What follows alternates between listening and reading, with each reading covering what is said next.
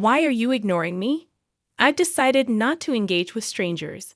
I understand. I'll continue living with my in-laws. They completely ignore me. I expected it from my mother-in-law, but I never imagined my father-in-law would treat me this way. There was a reason why the once kind in-laws had changed. It was because of my sister-in-law, who disliked me. With her return, our peaceful life together was completely upended. Don't regret it, okay? You think I'm going to regret this? Think again, jerk. I packed my bags and left my in-laws' house. Sure enough, just 3 days after I left, chaos broke out in their household. I met my husband at my workplace. He was in sales and frequently visited my office. I was his main contact. As we spent more time in meetings and discussions, I grew fond of him. He was a caring and kind man, tall and not necessarily handsome in the conventional sense, but he exuded a charismatic vibe. He was popular, but for some reason, he said he liked me, and we began dating. When we talked, he mentioned growing up in a typical family with parents and a sister. I lost my parents in an accident when I was young and grew up in an orphanage. It was a complex issue for me, but when we started dating, I quickly shared my background with him. He responded, "That must have been tough, but don't worry, I'll always be there for you." Soon after, he proposed. From the beginning, my husband intended our relationship to head towards marriage and quickly introduced me to his parents. During the introduction, I told them about growing up in the orphanage. They listened attentively and reassured me that it wouldn't matter in our marriage. It made me very happy. Besides, they told me that being raised in an orphanage had nothing to do with being their daughter-in-law, which truly made me happy. Only my sister-in-law, being very attached to her brother, seemed taken aback, asking, "You grew up in an orphanage?" My husband had to reprimand her. In retrospect, she probably disliked me from our first meeting. I didn't give it much thought at that time, thinking we had just met. Before our marriage, my husband and I discussed moving in with his parents. We seriously considered it. But in the end, I decided not to quit my job. It turns out my husband was set to be transferred soon. I thought about quitting my job to move with him, but my career was going well, and I had just been given direct reports. We discussed it and decided he would move on his own after getting married. I wanted to savor that newly feeling for a bit. I even casually thought about visiting my husband during the long weekends for a little vacation feel. The idea of moving in with the in-laws so soon after marriage was a bit daunting, but my husband probably felt more at ease living with his parents. Plus, to put his ever-worried mother at ease, he probably wanted us to live together. Having lost my parents at a young age, I had always yearned for a family, so living with them wasn't an entirely unappealing idea. Plus, my in-laws had always treated me kindly, and I had grown fond of them. Balancing work and my duties as a daughter-in-law was challenging, but having a family made me happy and fulfilled. One day, my father-in-law approached me with an unexpected request. This would mark the beginning of the unraveling of our seemingly happy cohabitation. It was a time when my overly anxious mother-in-law, who tended to act domineering towards my father-in-law, was out shopping. I was about to start cleaning on my day off when my father-in-law asked to speak with me. "What's the matter?" "Well, I don't want my wife to know, but I'm taking a leave from work." A leave. He explained that he had been having problems with his boss and coworkers, and his health had deteriorated to the point where he had no choice but to take a leave. My mother-in-law is a good person, but she's always anxious and a bit neurotic, living with them.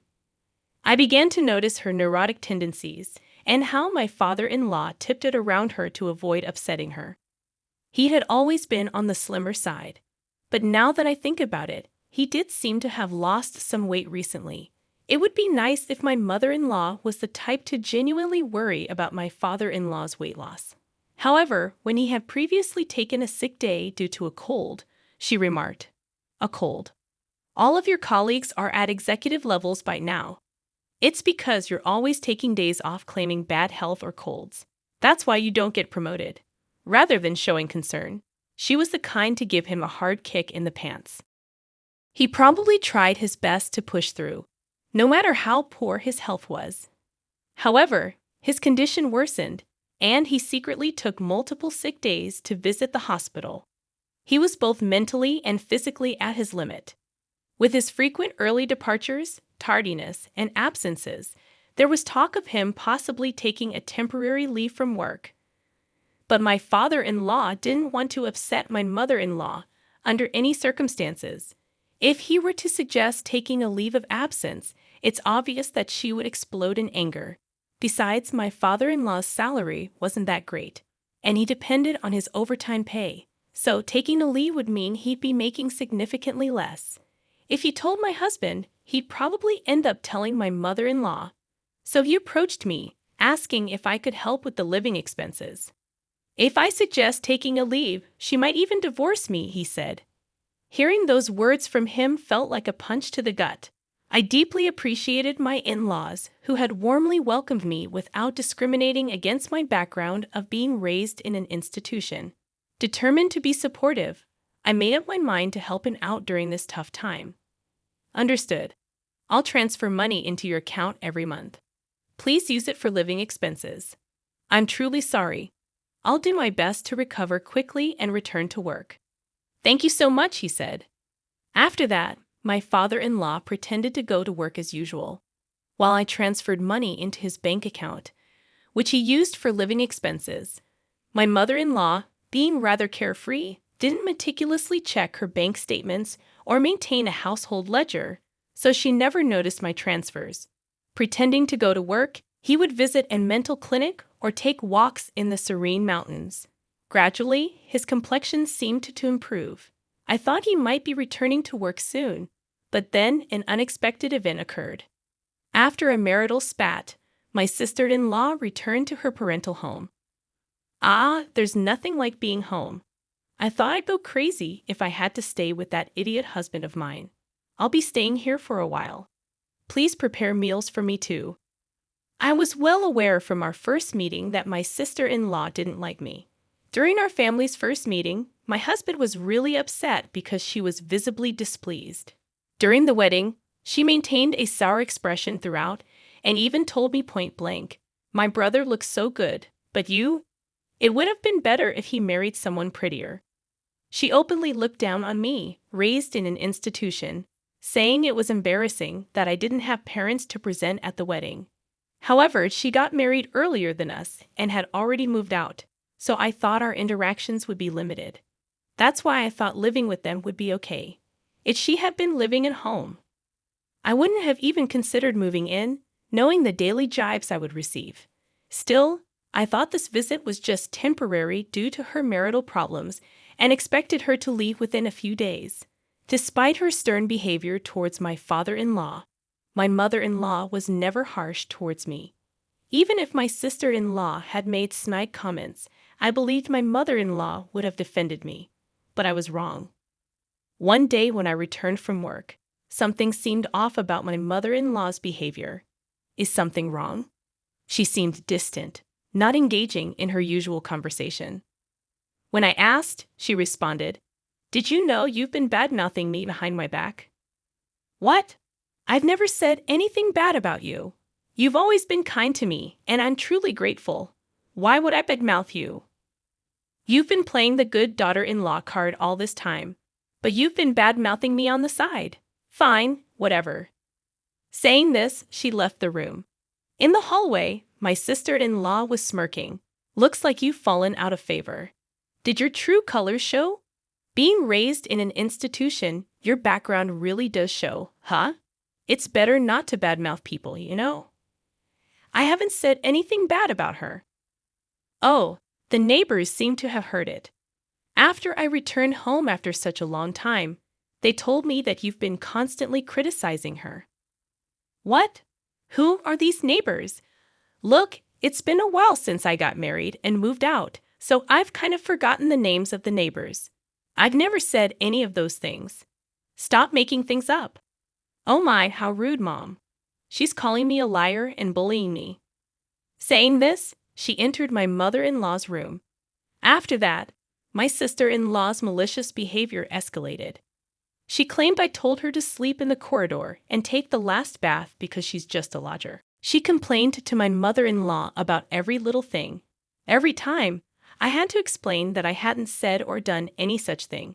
However, my mother-in-law seemed to be completely taken in by my sister-in-law's words and seemed to be under her influence.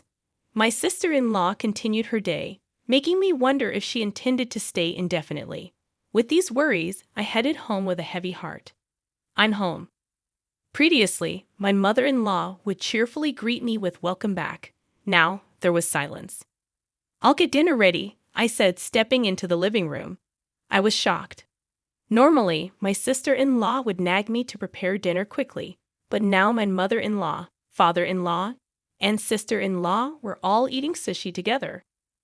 Surprised? My sister-in-law said, "Oh, it looks like someone who isn't family is home. You're not thinking of having sushi, are you?" Without even glancing at me, my mother-in-law continued eating while watching TV. "If you wanted sushi, you should have said so." I rushed home after shopping. No one asked for that. "Hey, Mom, Dad, I went out with my friends during the day and got some delicious pudding. Let's eat together." As my sister-in-law said that without paying any mind to me, the three of them started eating the pudding. I was exhausted from work and didn't have the energy to get upset. So I went to my room without eating. The next day, my sister-in-law said she was going out with friends and asked me to drive her to the station. I obviously declined since it was a weekday and I had work. Even if we were headed in the same direction, it would be a completely different route, and she wanted to leave close to noon. There's no way I could take her. "Just take a day off. It's fine. Your cute little sis-in-law just wants a ride." She never had the chance to relax and hang out after she got married, right? Can't you be a bit kinder to her? Now, with all due respect, didn't you go out with friends last night after getting a late-night call? Seems like you've been going out almost every day since you came home. I have work. Please take the bus or train. My mother-in-law and sister-in-law were murmuring in the background, but I was fed up. I left for work. However, that night, the defining event that made me decide to leave this house took place. I got held up at work and returned home after picking up some groceries, expecting to be berated. It had started raining by the time I left the office, and it was pouring so hard that even getting in and out of the car, I was drenched. I wondered what nasty trick would be played on me tonight. But when I got home, the three of them were eating takeout just like the day before, no greeting, acting as if they didn't even notice my return. But I've grown used to this treatment. I glanced toward the courtyard from the hallway and saw something placed in the center of the garden. Taking a closer look, it was my belongings. A designer bag I bought with my first paycheck, shoes that were my first birthday gift from my husband, and even my computer that I used for work at home was soaked.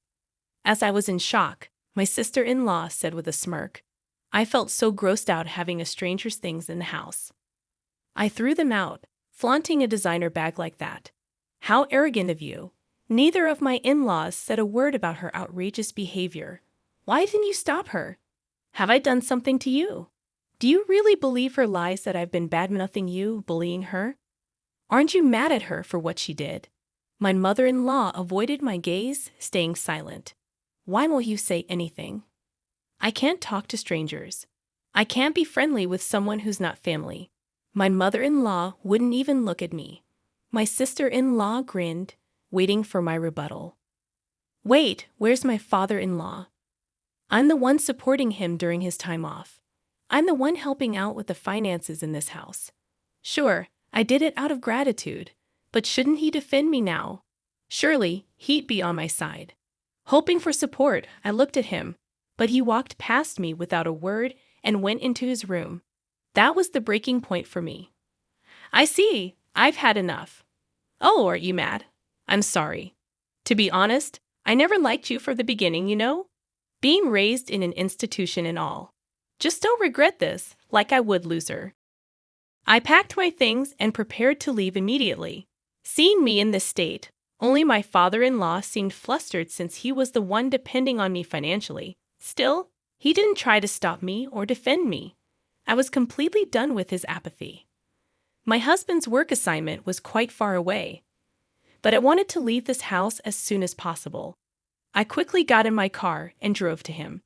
I never once confided in my husband about all this. I doubt my mother-in-law told him about my sister-in-law coming back home.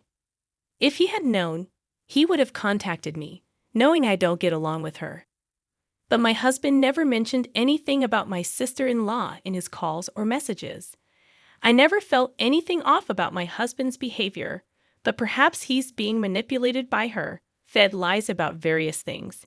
Even now, as I head to him, he might treat me with the same cold attitude as them.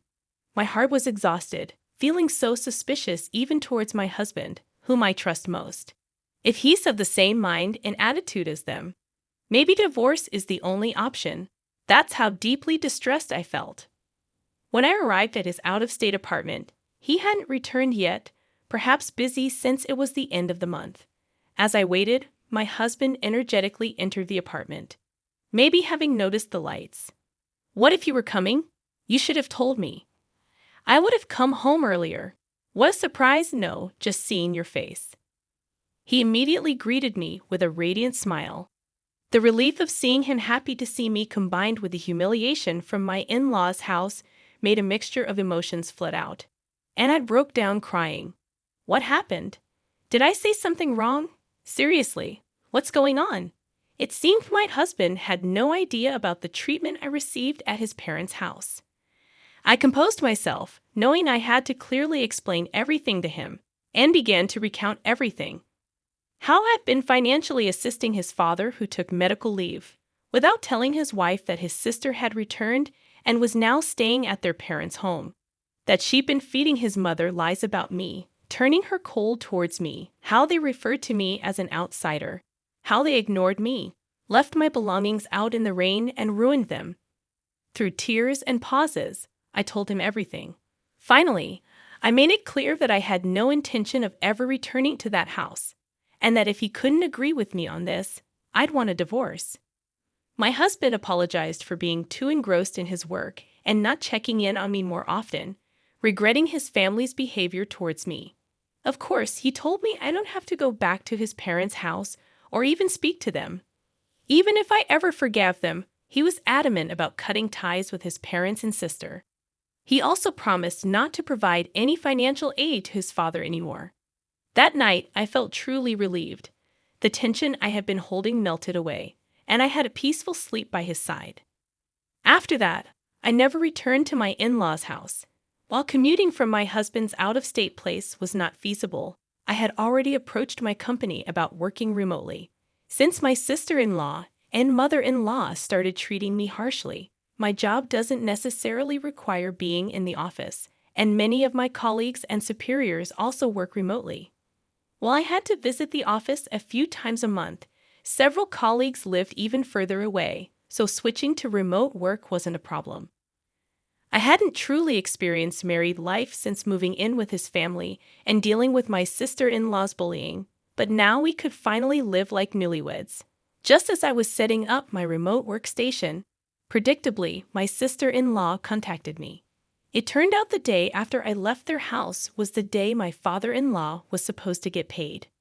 My mother-in-law usually withdraws a certain amount and transfers it to their household account on payday.